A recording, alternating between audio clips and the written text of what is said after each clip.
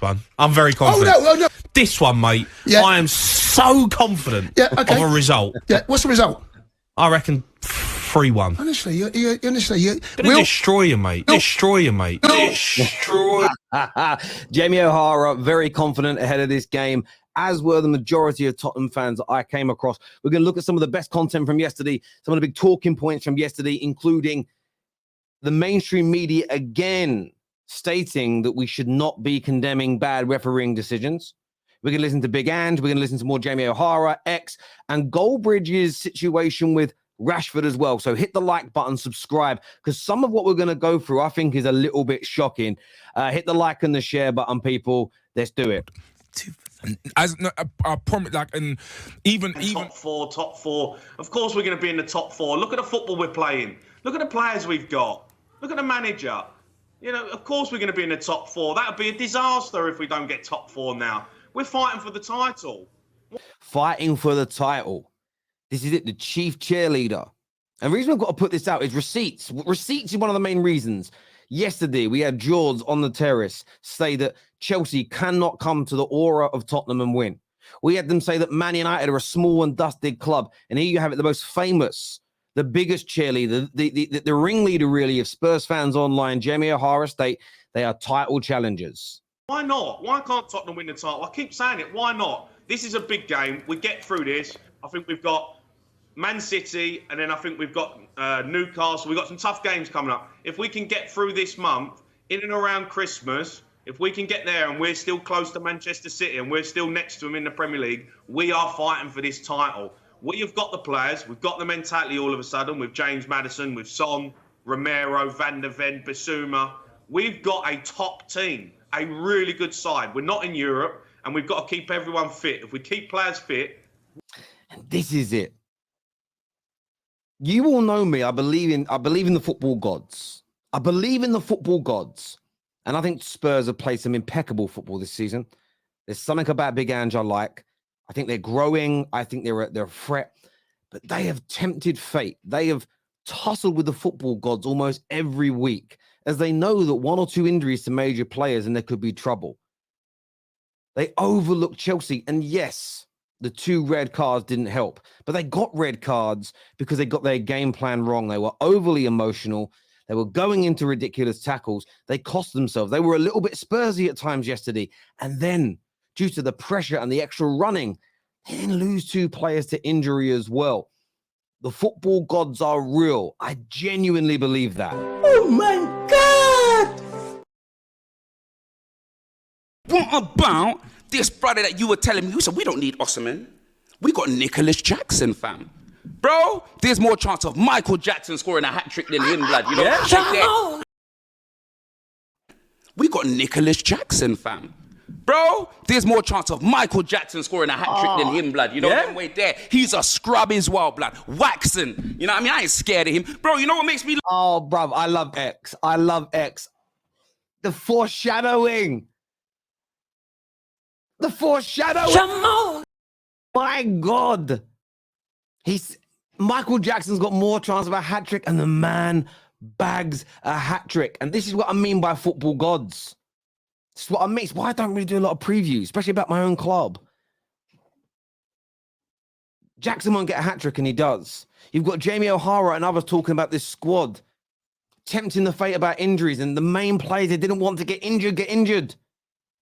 Oh, wow. I saw someone sent me this clip. I couldn't believe it. Listen, I love X. It's why he's the best of what he does. He's funny and he's hilarious. But I wonder if X regrets saying what he did. Let's go! Come on! It was really poor. I did the other week. I thought Liverpool had a shocking 1-goal against them a few weeks ago here, and we were here and we knew it was wrong at the time, and they had really sort of a lot to, I suppose, feel hard done to by. But I thought then the day after, when Liverpool wrote their statement mentioning sporting integrity, mentioned that they were looking at all options, and then the suggestion of a replay, I thought that was, to be fair, quite dangerous. I think the Arsenal statement is quite dangerous. I think all clubs have signed up to a new behavioural charter at the start of the season. I'm not saying that referees shouldn't be put under pressure and that Mikel Arteta or other managers shouldn't feel aggrieved at the end of matches.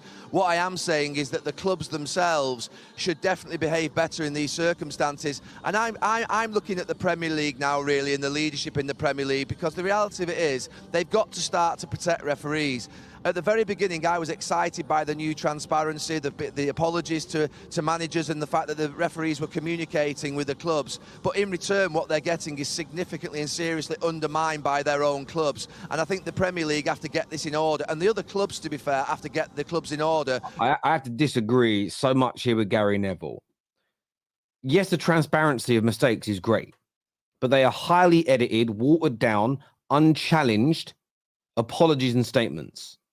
In fact, it's the likes of Sky Sports that get to do the challenging, and it is weak. What we are frustrated about as football fans is the inconsistencies that we see. That's the problem here. It isn't even the decisions per se. It is the inconsistencies. It is the lack of explanation. And we saw that last night as an example. We saw that last night. And this one isn't being discussed particularly very much. But Nicholas Jackson was given offside here because it's deemed that he impeded the view of the goalkeeper, which we can all get on board with.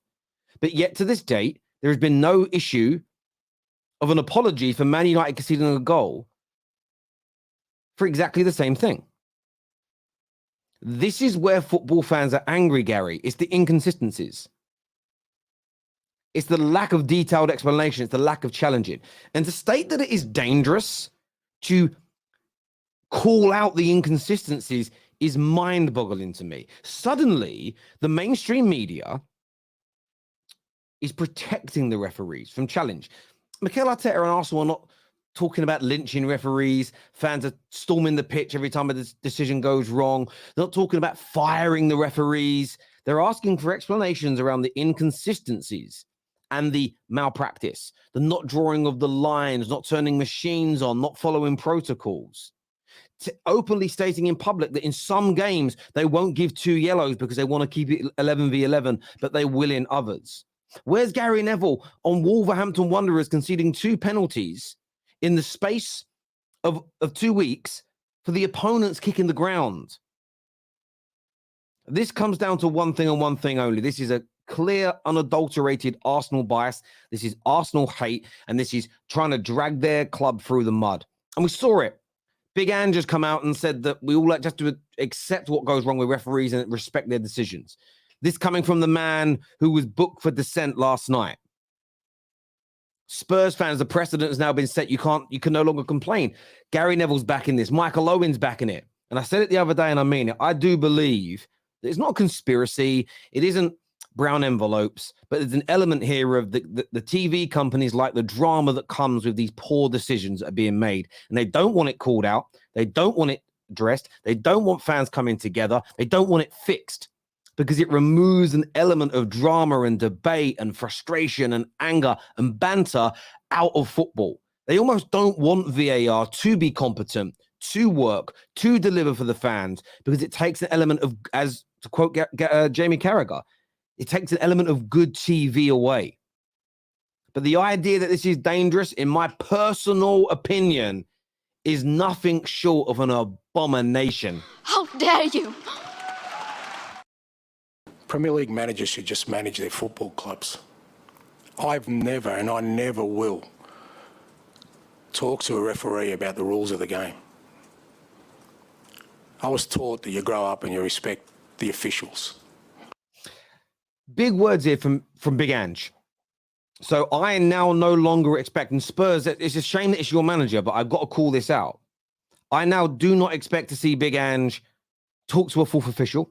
I don't expect to see any Spurs player surround the referee. I don't expect to see any Spurs fan who agrees with Big Ange challenge anything that goes wrong against their club. The media are all backing him as well. All of them. TalkSport presenters, Sky Sports, TNT Sports. These men spent 4 days debating a penalty that Man United didn't concede against Wolves. 4 days. 4 days. Yet now they're saying that we should just accept the referee's rules.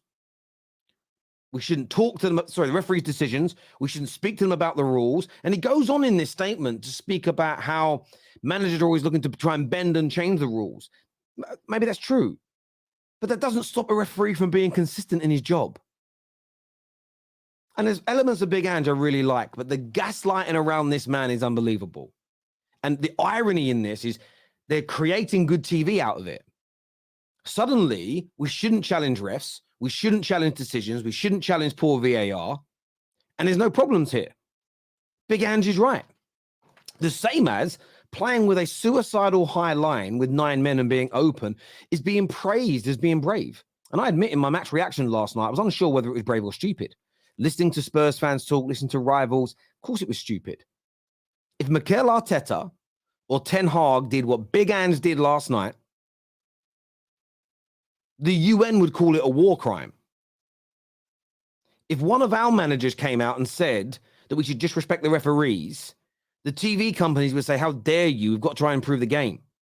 You're only doing that because big teams get more decisions go their way than small teams. It would be twisted. And Spurs fans will want to get your opinions on this. Do you agree with Big Ange? Is it time to stop moaning and challenging referees? I want to know what you think and feel, peeps. Hit the like and the share button. Leave us your comments below. Up next, Goldbridge.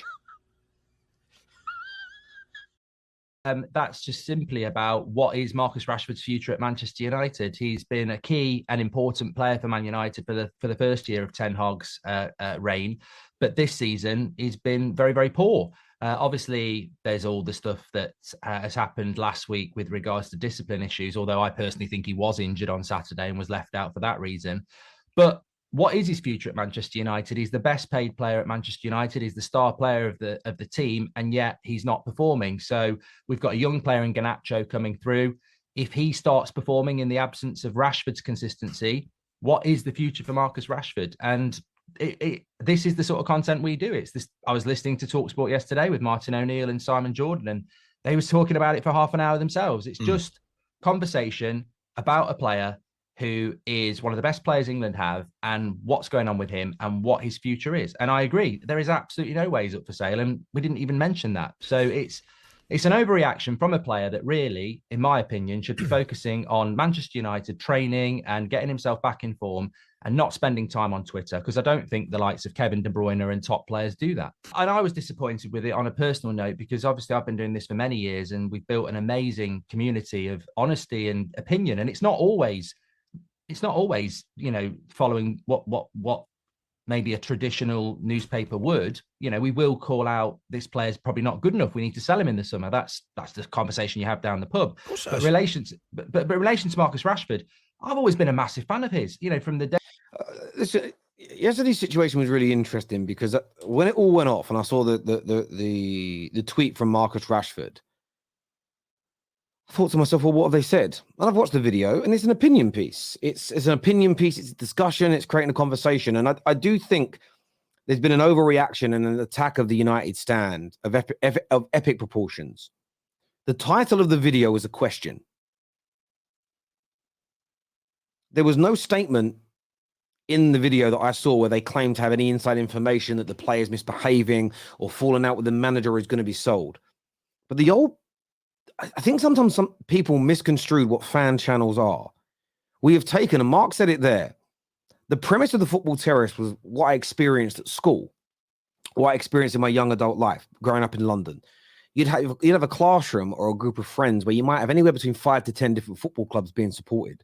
And you'd all sit there at break times, lunch times, on nights out, down the pub, wherever it may be, and you would just talk football. And the premise of the fan channels is, let's take what we did in those semi-private settings, some of them were public, and let's record it and let's put it out there and get more people from around the world involved. The fact that it gets twisted into it's just nasty, malicious, clickbait lies is nonsense. The mainstream media do it, and I'm going to do it with this video. I'm going to listen. When I hear what Gary Neville said in the clip earlier on this video, all I'm hearing is I hate Arsenal. Now, I'm giving you an opinion based on what I've heard from Gary Neville. I'll put that in my title. That isn't me claiming Gary Neville has directly said it. You've got to listen to the content. The titles are a reflection of what we think, what we feel, the questions that are going on. And then you sit down, you listen to the content, you digest it. The mainstream media are attacking the likes of Mark Goldbridge because they are fearful, genuinely fearful. There are lots of people jealous of Mark Goldbridge in the United stand because they believe their football opinions are better. Why isn't it me that's in that situation? I wish my channel was that big. And that goes right across the board, from someone with 500 subscribers right up to nearly 2 million. The jealousy towards fan channels, the jealousy towards people that go on camera and do what we do is absolutely despicable. And Mark will get far more nasty things, far more pejoratives thrown in, far more threats than 95% of people out there. And you never see these people coming to his defense and saying, well, listen, you might not agree with what Mark does for a living. By the way, he's just making videos in a studio about football. He isn't out here ripping people off, screwing people over, robbing old ladies, hurting animals. Do you know what I'm saying? And yet his channel's being attacked for asking a question. And I've always stated this and I'll stand by it. If you're scared of the question, I want to dig more into it. If somebody wants a question shut down, forget emotive subject outside of like in politics, global politics, forget all that. In football, if you want a question shut down, to me, there's going to be some fire somewhere because that's a lot of damn smoke. And listen, I'm a big fan of Marcus Rashford. I don't think what he did was right. I don't even think it was Marcus Rashford. My belief it was a PR team. But for me, calling out the fan channels for having discussions and honest opinions, yeah, not for me. I'm going to stand up for my industry 100% on this one. Viewers, look, do us a big favor and hit the like and the share button. I hope you enjoyed the show today. Take care. Goodbye. God bless. And we'll see you all again very, very soon. I want to play this one more time because it made me laugh and I've lost it now. Here it is. Let's go. Cheers, people.